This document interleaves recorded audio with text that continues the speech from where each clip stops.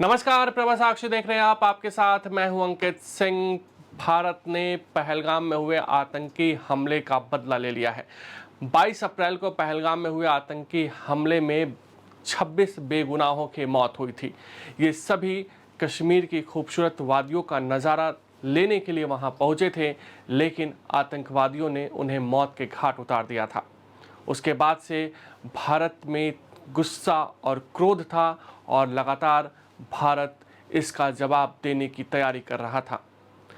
मई 6 और 7 की रात को भारत ने इसका जवाब भी दिया है और पाकिस्तान से जुड़े 9 आतंकी ठिकानों को कहीं ना कहीं तबाह कर दिया गया है और दावा किया जा रहा है कि भारत की इस कार्रवाई में 100 से ज़्यादा आतंकी ढेर हुए हैं।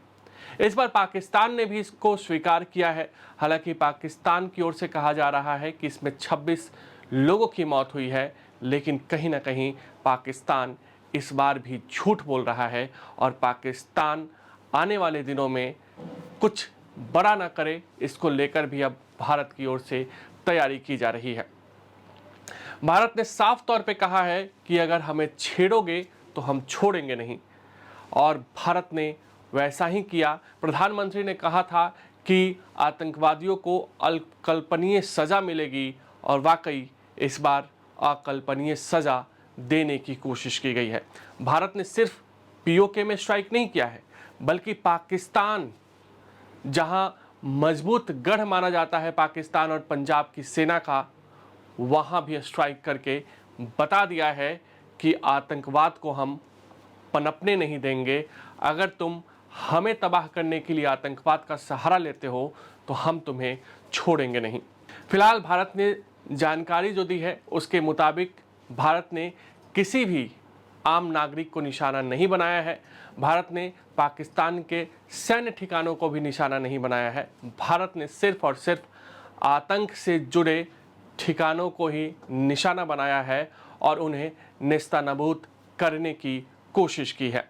जैसे मोहम्मद से जुड़े ठिकानों को निशाना बनाया गया है, जिसमें तेहरा कला में सरजाल, कोटली में मरकज अब्बास और मुजफ्फराबाद में सैयदाना बिलाल कैंप शामिल थे। बरनाला में मरकज अहले हदीस और मुजफ्फराबाद में शवाई नल्ला कैंप दोनों ही लश्कर से जुड़े हैं, जिस पर यह हमला किया गया है। कोटली में हिजबुल मुजाहिदीन के प्रशिक्षण केंद्र मक्का राहिल शाहिद और सियालकोट में महमूना जोया अन्य लक्ष्यों में से थे। 9 में से 4 स्थल पाकिस्तान के अंदर स्थित थी, जबकि शेष 5 पीओके के भीतर थे। 2 सबसे बड़े जैसे मोहम्मद के गढ़ बहावलपुर और मुरीदके में किए गए हमले, जिसमें प्रत्येक स्थान पर अनुमानित 25 से 30 आतंकवादी मारे गए हैं। मुरीदके और बहावलपुर की चर्चा खूब हो रही है, क्योंकि ये दोनों कैंप बहुत बड़े हैं और ये पाकिस्तान के पंजाब प्रांत के भीतर हैं, और यही कारण है कि इसकी चर्चा हो रही है। मुरीदके के लक्ष्य मस्जिद व मरकज तैयबा था, जो लश्कर का तंत्रिका केंद्र और वैचारिक मुख्यालय है, जिसे लंबे समय से पाकिस्तान की आतंक नर्सरी माना जाता है। यहीं पर अजमल कसाब, डेविड हेडली, जो मुंबई हमले के गुनहगार थे, उनकी ट्रेनिंग हुई थी। इतना ही नहीं, संसद हमले के गुनहगारों की ट्रेनिंग भी यहीं हुई थी। पुलवामा में जो कुछ भी हुआ था, उन गुनहगारों की भी ट्रेनिंग यहीं हुई थी, और यही कारण है कि भारत ने ऑपरेशन सिंदूर के जरिए अपना मिशन पूरा किया है। इसके बाद भारत में हर तरह जश्न मनाया जा रहा है। भारतीय सरकार की तारीफ हो रही है। दलगत राजनीति से ऊपर उठते हुए विभिन्न राजनीतिक दलों के नेताओं ने ऑपरेशन सिंदूर के लिए भारतीय सेना की तारीफ की है, भारतीय सेना के जयकारे किए हैं और भारतीय सेना पर गर्व होने की बात कही है।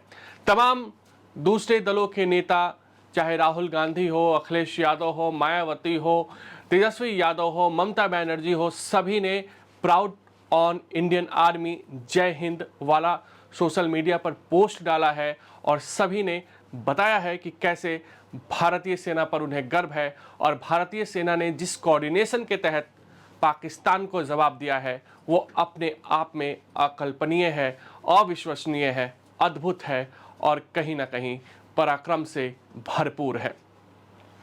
इतना ही नहीं, भारत जानता है कि पाकिस्तान अपनी नापाक हरकतों से बाज नहीं आने वाला है।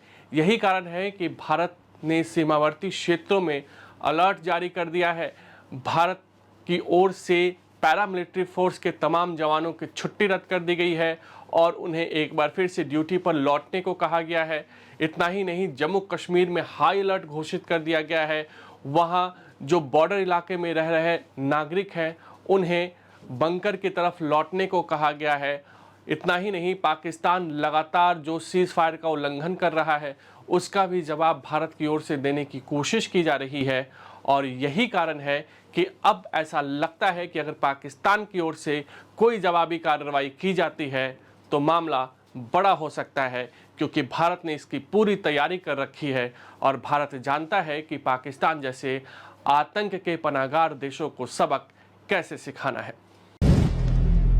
अगर आप भी लेना चाहते हैं देश दुनिया की तमाम जानकारी तो आज ही सब्सक्राइब करें हमारे चैनल को। साथ ही नीचे दिए बेल आइकन को जरूर दबाएं ताकि हर अपडेट आप तक पहुंच सके।